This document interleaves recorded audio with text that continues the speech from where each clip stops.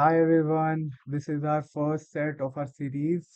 इस सीरीज में हम लोग 100 LRDI के अच्छे लेवल के सेट्स करेंगे।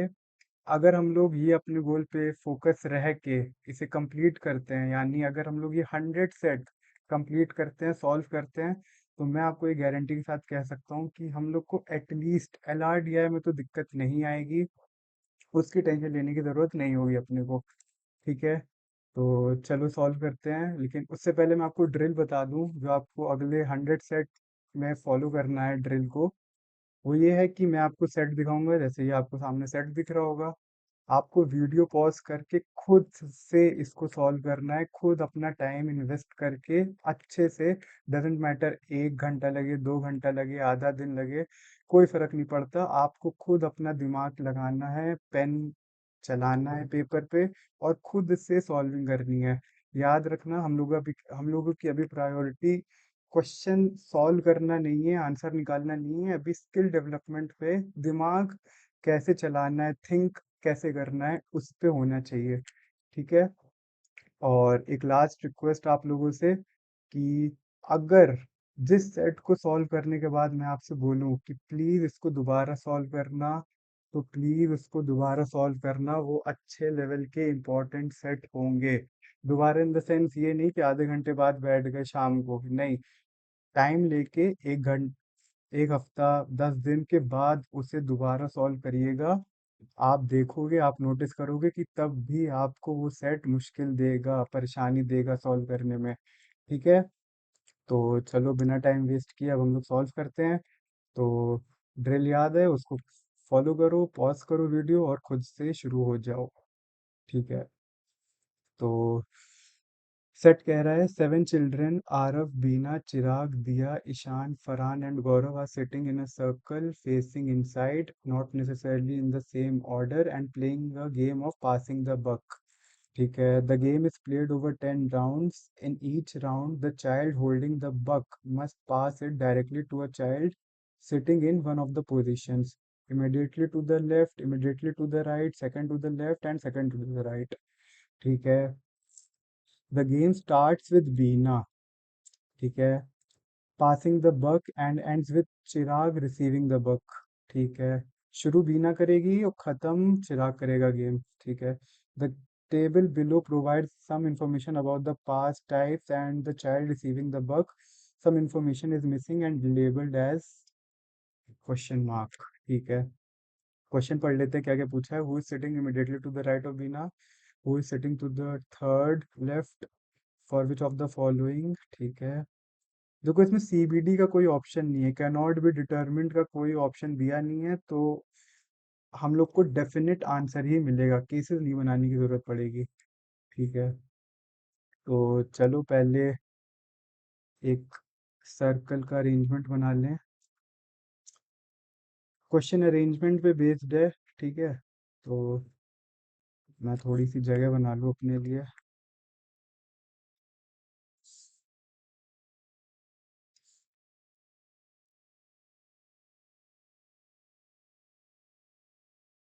आई होप आपको क्वेश्चन विजिबल होगा। ये हमारा सर्कल है, इस पे मार्किंग कर लेते हैं। 1 2 3 4 5 6 और 7। ठीक है, ये 7 लोग हैं, तो एक काम करता हूँ, इनको नंबरिंग दे देता हूँ ताकि समझाने में और आसान होए। क्लॉकवाइज चलते हैं। ये सीट नंबर है, ठीक है। समझाने के लिए है बस, कोई ज़रूरी नहीं है। चलो, अपने को पता है कि the game starts with Beena. ठीक है, बीना गेम शुरू करेगी और बीना का पास टाइप क्या होगा, इमिडिएटली टू द लेफ्ट। बीना जो है फर्स्ट राउंड शुरू करेगी। ठीक है। इमिडिएटली टू द लेफ्ट है फर्स्ट राउंड में, तो बीना को हम लोग नंबर 1 पे रखते हैं। चलो ठीक है। इमिडिएटली टू द लेफ्ट पास करेगी, और इमिडिएटली टू द लेफ्ट कौन बैठा है, बीना के आरव बैठा है। तो यहाँ आरव लिख देते हैं, और यहाँ पे सबके इनिशियल्स लिख देते हैं, कौन कौन है। सबके इनिशियल्स हैं जी। तो बीना और आरव कैंसिल आउट हो गए। ठीक है। अब आरव पास करता है सेकंड टू द लेफ्ट। अब देखो जैसे ये वाले पोजीशंस हैं, second to the left, third to the right, बहुत बच्चे कंफ्यूज होते हैं। तो आपको क्या रखना है ना, आपको एक चीज याद रखनी है, जीरो पोजीशन। जीरो पोजीशन होती है वही पोजीशन, ठीक है।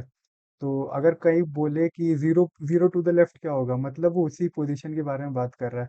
अब वैसे करके याद रख लो। तो फर्स्ट टू द राइट क्या होगा, फर्स्ट टू द राइट होगा बीना, ठीक है। और सेकंड टू द राइट क्या होगा, सेकंड टू द राइट ये वाली पोजीशन होगी, ये वाली। तो आर पास कर रहा है सेकंड टू द राइट, मतलब यहाँ पे। अब यहाँ पे हम लोग को कौन बैठा है नहीं पता, तो यहाँ पे क्वेश्चन मार्क लगा लेते हैं, ठीक है। अब यहाँ से क्वेश्चन मार्क से पास हो रहा है इमिडिएटली टू द राइट, और वहां कौन बैठा है, दिया बैठी है। तो इमिडिएटली टू द राइट क्या हुआ, यहाँ पे हुआ। देखो, राइट इस तरफ है और तुम्हारा लेफ्ट इस तरफ है, ठीक है। ये याद रखना। उसके इमिडिएटली टू द राइट दिया बैठी है, ठीक है। अभी हम लोग यहाँ पे हैं थर्ड राउंड पे। अब फोर्थ राउंड पे दिया ने कौन सा पास करा हम लोग को नहीं पता, और बक कहाँ गया, सीट नंबर 4 पे गया, 5 पे गया, 7 पे गया, 1 पे गया, 2 पे गया, हम लोग को नहीं आइडिया, ठीक है। तो दिया को पहले कैंसिल आउट करते हैं। अब ऐसे सोचो कि मैक्सिमम टू मैक्सिमम दिया कहाँ तक बग पास कर सकती है, मैक्सिमम टू मैक्सिमम। देखो, पहली बात याद रखना, हम लोग एलआरडीआई में हमेशा लिमिट्स पे खेलते हैं। लिमिट्स मतलब मैक्सिमम टू मैक्सिमम कितना हो सकता है, मिनिमम टू मिनिमम कितना हो सकता है। बाकी सारे केसेस अपने आप कैंसिल आउट हो जाएंगे या अपने आप सॉल्व हो जाएंगे। तो हमेशा ट्राई करना कि लिमिट्स में खेलो, या तो मैक्सिमम टू मैक्सिमम या तो मिनिमम टू मिनिमम। तो वही करते हैं। तो ऐसे सोचो कि दिया ज्यादा से ज्यादा कहाँ तक पास कर सकती है बग को, या तो 4 पे कर सकती है immediate second to the right, या तो बीना कर सकती है सेकंड टू द लेफ्ट। कम से कम कहाँ तक कर सकती है, नंबर सीट नंबर 5 पे कर सकती है, या तो सीट नंबर 7 पे कर सकती है। इन्हीं दोनों पे कर सकती है, ठीक है। तो अभी हम लोग को नहीं पता, तो हम लोग उसे रहने देते हैं, ठीक है। फिर हम लोग को पता है कि 4 के बाद, 4 हो गया, 4 के बाद आरएफ के पास जा रही है बक। जो बक होगा, अब हम लोग को उसका भी पास टाइप नहीं पता, लेकिन बक जो है रिसीव्ड बाय आरव हो रहा है। आरव हम लोग को पता है यहाँ पे है, जीरो हटा दूं। हम लोग को पता है आरव जो है अपना यहाँ पे बैठा है, ठीक है। अब दिया, वापस चलो राउंड नंबर 4 पे। दिया यहाँ पास कर सकती थी, यहाँ पास कर सकती थी बक को, यहाँ पास कर सकती थी क्वेश्चन मार्क पे, और बीना पे पास कर सकती थी। अब हम लोग यहाँ से देखते कि आरएफ तक कौन कौन सा अगर पास होता दिया के थ्रू, तो कहाँ कहाँ से आरएफ को मिल सकता था। सीट नंबर 4 से सीट नंबर 2 पे मिल सकता था, बिल्कुल मिल सकता था, सेकंड टू द राइट है। सीट नंबर 7 से सीट नंबर 2 पे मिल सकता था, बिल्कुल मिल सकता था, सेकंड टू द लेफ्ट है। अगर बीना को पास करती दिया, तो बीना टू आरव मिल सकता था, बिल्कुल मिल सकता था, इमिडिएटली लेफ्ट है। लेकिन अगर ऐसे सोचो, सीट नंबर 5 को अगर दिया पास करती, तो क्या सीट नंबर 5 से सीट नंबर 2 पे मिल सकता था बक, नहीं मिल सकता था, थर्ड टू द राइट हो जाता, और ऐसा कोई मूव है ही नहीं अपने पास। तो मैं ये गारंटी के साथ कह सकता हूँ कि भाई कहीं भी दिया ने बक पास करा होगा, सीट नंबर 5 पे तो नहीं करा होगा, इतना तो गारंटी के साथ कह सकता हूँ, ठीक है। क्योंकि आरएफ तक आ ही ना पाता। तो भाई ये आला सीट नंबर 5 को दिया ने तो पास नहीं करा होगा, ठीक है। इसके बाद देखते हैं, आरव ने पास करा second to the left. Second to the left मतलब, देखो आरव की जीरो पोजीशन, फिर 1, ये इमिडिएटली 1, और सेकंड टू द लेफ्ट ये वाली पोजीशन, ठीक है। तो आरव ने यहाँ पास करा, कौन है अपने को यहाँ भी नहीं पता कौन है, ठीक है। तो यहाँ भी क्वेश्चन मार्क लगा लेते हैं, ठीक है। अब हम लोग को पता है कि ये जो क्वेश्चन मार्क है, इसने इमिडिएटली टू द लेफ्ट पास करा, और किसको पास करा, गौरव को। मतलब जो नंबर 5 सीट नंबर पे बैठा है, वो है अपना गौरव, ठीक है। तो इसको लिख लेते हैं, गौरव बैठा है, यहाँ से जी काट देता है, ठीक है। अब गौरव ने पास करा immediately to the left. Immediately to the left कौन है यहाँ पे, दिया है, ठीक है। तो मतलब यहाँ पे तो दिया होगी, ठीक है। जी अच्छे से लिख लेते हैं यार, हाँ, यहाँ पे दिया होगी। अब हम लोग के पास दो बच्चे हैं, एक ये ब्लैंक बचा है, एक ये ब्लैंक बचा है और एक ये ब्लैंक बचा है। अब दिया ने किसको पास करा, हम लोग को नहीं पता। हम लोग को ये पता है फरहान को पास करा है, लेकिन हम लोग को पास टाइप नहीं पता। दिया या तो यहाँ भेज सकती है, नंबर 4 पे भेज सकती है, नंबर 3 पे नहीं भेज सकती। या तो गौरव पे भेज सकती है, या इस नंबर 4 को भेज सकती है, या सीट नंबर 7 पे भेज सकती है, या बीना को भेज सकती है। वही सेम सिनेरियो जो यहाँ पे था, राउंड 4 पे था। ठीक है, तो किसको भेजती है, अब चलो हम लोग देखते हैं। अब देखो, अगर दिया ने, अब हम लोग को एक चीज पता है कि चिराग पे गेम खत्म होगा। ठीक है, गेम जो है चिराग पे खत्म होगा। और दिया ने फरहान को बग पास करा है। अब फरहान या तो नंबर 4 पे हो सकता है, या नंबर 7 पे हो सकता है। तो एक एक करके देख लेते हैं। अगर सोचो, अगर फरहान नंबर 7 पे हुआ, फरहान यहाँ पे हुआ, तो ये बताओ क्या ये चिराग तक पहुंच पाएगा? नहीं पहुंच सकता। मैक्सिमम टू मैक्सिमम गौरव तक पहुंच सकता है, मैक्सिमम टू मैक्सिमम अपना आरव तक पहुंच सकता है। चिराग तक पहुंच ही नहीं सकता। और हम लोग को पता है कि जो गेम एंड होगा वो चिराग करेगा। तो मैं ये कह सकता हूँ कि भाई यहाँ पे फरहान तो नहीं होगा। तो कौन सा एक ऑप्शन बचा? एक ही केस बचा, नंबर सीट नंबर 4। तो ये हो गया अपना फॉर श्योर कि फरहान जो होगा सीट नंबर 4 पे बैठा होगा, और उसने इमिडिएटली टू द राइट पास करा होगा जहां पे चिराग बैठा होगा। ठीक है, तभी गेम खत्म होगा। अब अपने पास फरहान हो गया, चिराग हो गया, अपने पास बस ई बचा। तो जो लास्ट वाला सीट खाली होगी, वहां पे अपना ई बैठा होगा जो कि है ईशान। ठीक है, तो ये हमारा पूरा केस था, पूरा सेट था। अब क्वेश्चन के आंसर देखते हैं। Who is sitting immediately to the right of Bina? Immediately to the right of Bina Ishan है, Ishan. Who is sitting third to the left of Ishan? Third to the left of Ishan. देखो, लेफ्ट जाना है तो पहले लेफ्ट देखो और फिर नंबरिंग करो।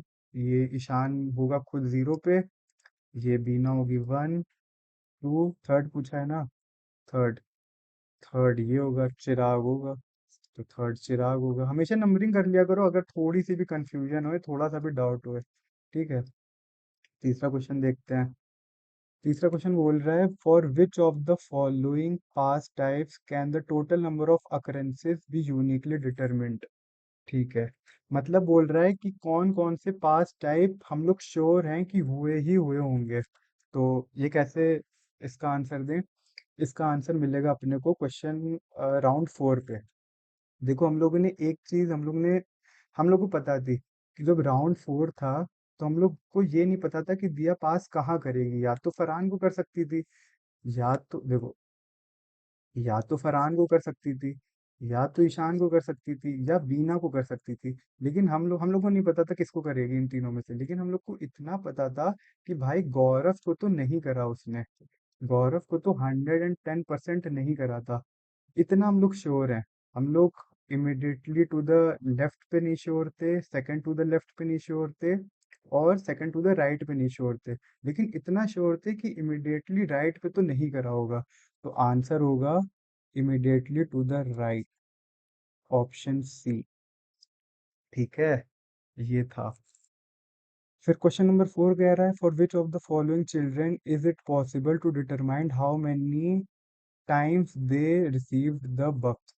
For which of the following पूछा है, सब सबके लिए नहीं पूछा है। For which of the following, इन चारों के लिए पूछा है। तो ज्यादा दिमाग मत लगाने लगना, क्वेश्चन अच्छे से पढ़ना।